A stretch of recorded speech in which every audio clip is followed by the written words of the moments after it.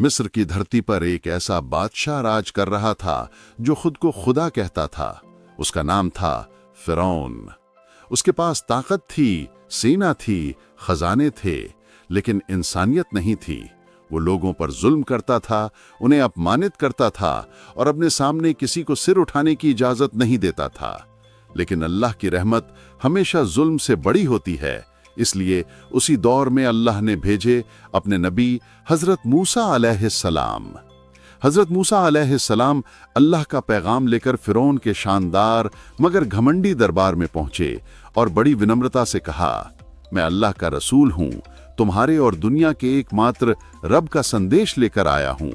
लोगों पर जुल्म बंद करो, उन्हें आजाद कर दो और एक अल्लाह की इबादत करो। दरबार में सन्नाटा छा गया।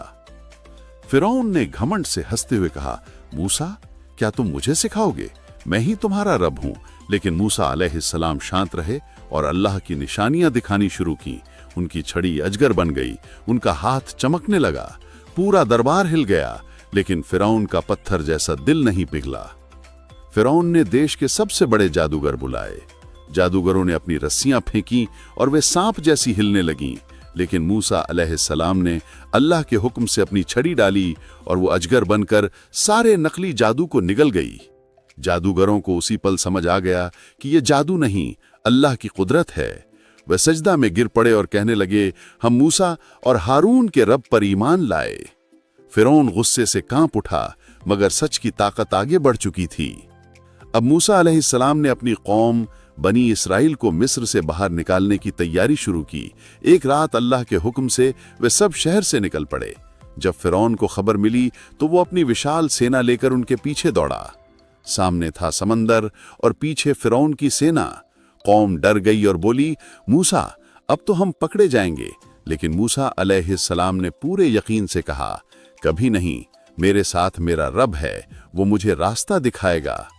अल्लाह ने हुक्म दिया, अपनी छड़ी को समंदर पर मारो। मूसा अलैहिस्सलाम ने छड़ी मारी और एक चमत्कार हुआ।